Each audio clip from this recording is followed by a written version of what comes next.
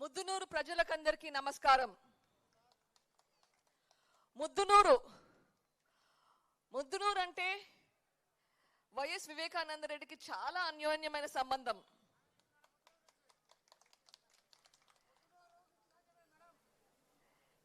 ఎందుకంటే ముద్దునూరుకు వచ్చిన సార్లు ఏ ఊరికి వెళ్ళిండారు అనుకుంటా.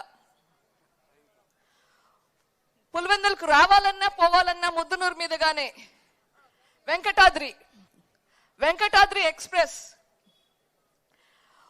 ఒక నెలలో మేము లెక్క పెట్టాం ఎన్ని రోజులు వివేకానంద రెడ్డి గారు ఇంట్లో ఉన్నారు అని. 28 రోజులు వెంకటాద్రి ట్రైన్ లో ఉన్నారు.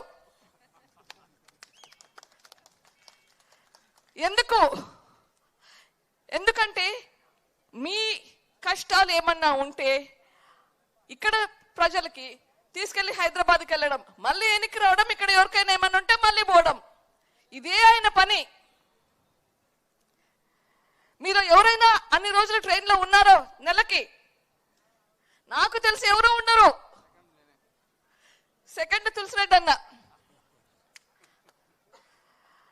ట్రైన్ లో ఆయనకి ఫస్ట్ ఏసీ ఉంటుంది, కానీ చాలా మటుకు సెకండ్ ఏసీనే తీసుకుంటాడు. ఎందుకంటే ఆ ఇంకోటి సీటు సెకండ్ ఏసీ అయితే 2 వస్తాయి, ఒకటి బదులు ఎవరికొకరికి ఇచ్చేదానికని. సో ఎవరికన్నా టికెట్ లేకుంటే పక్కన ఉంటారు.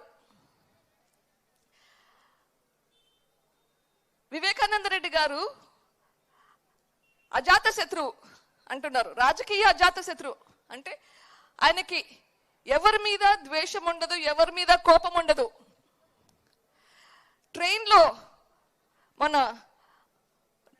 వివేకానంద రెడ్డి గారి వర్ధంతి రోజు చెప్తున్నారు ఎంతమంది వెంకటాద్రి ఎక్స్ప్రెస్ లో ఎంత ఉన్నారని చెప్పి. ఏ పార్టీ, ఏ కులము, ఏ మతము అన్నది విభేదాలే లేవు.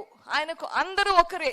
మీరు ఎప్పుడైనా ఏమైనా పని కావాలి అంటే ఆయన నాకు మీరు ఓటు వేశారా అని ఎప్పుడు అడగడు. మీరు మా పార్టీనా అని అడగడు. మీరు ఏ పార్టీ అయినా కానీ, ఏ కులము, ఏ మతమైనా కానీ మీకు ఏదైనా అవసరం ఉంటే చేసి పెడతారు. అవునా కదా?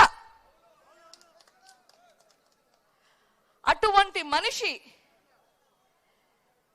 ఇంత దారుణంగా హత్య చేయబడ్డారు. ఎందుకు? ఆయన షర్మిలమ్మ గారికి సపోర్ట్ చేద్దామని. ఆయన లేకుంటే ఆయన మంచితనము మర్చిపోతారు అనుకున్నారు. ఆయన షర్మిలమ్మకి ఇచ్చే సపోర్టు ఉండదు అనుకున్నారు. ఇది న్యాయమా? 7 సార్లు గొడ్డలిపోటుతో తల మీద 60 సంవత్సరాలు పై మనిషి, వయసైన మనిషి మీద ఎంత కోపం ఉంటే అంత అట్లా చేస్తారు.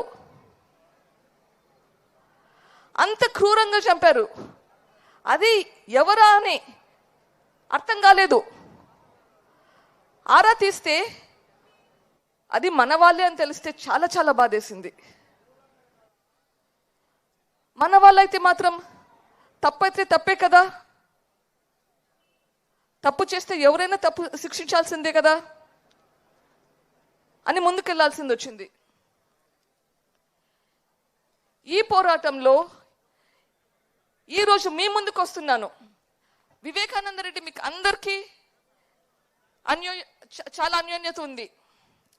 రాజశేఖర రెడ్డి గారు, వివేకానంద రెడ్డి గారు ఈ ప్రాంతంలో అందరికీ చాలా ముఖ్యం. ఆయన చనిపోతే అది మా సొంత విషయం కాదు, అది మన ప్రజల విషయం.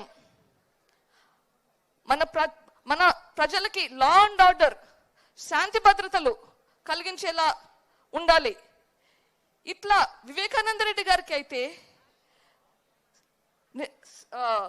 నిందితులు శిక్షకు పడకుంటే మరి మీకెట్లా ఉంటుంది? మీకు ఎవరికైనా ఏమైనా అయితే ఎవరు గ్యారంటీ మీకు? ఇట్లా ఆలోచించి న్యాయం కోసం పోరాడాలా అని ముందుకెళ్తున్నాం. ఈ న్యాయ పోరాటంలో షర్మిలమ్మ నాతో ఉంది.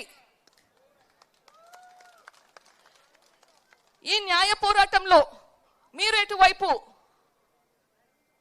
ఆలోచించండి. మీరు న్యాయం వైపా, అన్యాయం వైపా, ధర్మం వైపా, అధర్మం వైపా? మీరు న్యాయం వైపు ఉంటే షర్మిలమ్మని గెలిపించండి. ఢిల్లీ పార్లమెంట్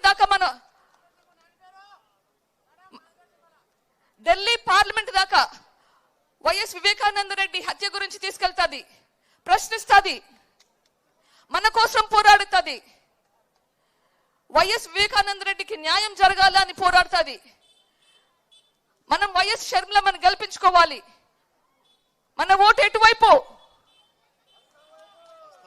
మన ఓటు ఎటువైపు? మన ఓటు ఎటువైపు? ఎవరికి?